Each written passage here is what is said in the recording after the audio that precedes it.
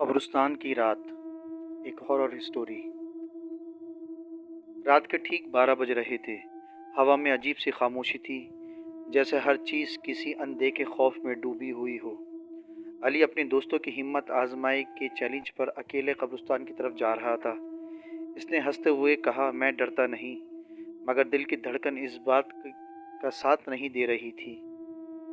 कब्रिस्तान के दरवाजे पर पहुंचकर इसने एक लम्हे को अंदर झांक कर देखा। टूटे हुए कुत्बे, खुश्क दरख्त और हल्की धुंध, सब कुछ गैर हकीकी लग रहा था। वो आहिस्ता आहिस्ता अंदर दाखिल हुआ। हर कदम के साथ सूखे पत्तों की आवाज़ सुनाई देती, जैसे कोई इसके पीछे चल रहा हो।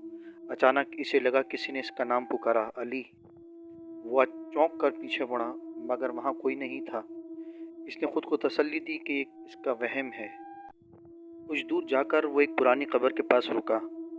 कब्र के कुत्बे पर मिट्टी जमी हुई थी, जैसे सालों से किसी ने इसको छुआ नहीं हो।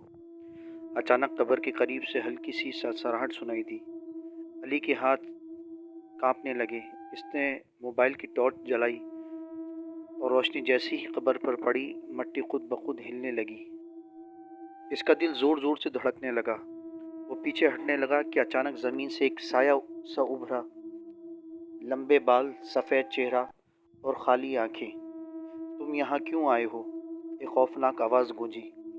अली चीखने ही वाला था कि इसके कदम ज़मीन से चिपक गए।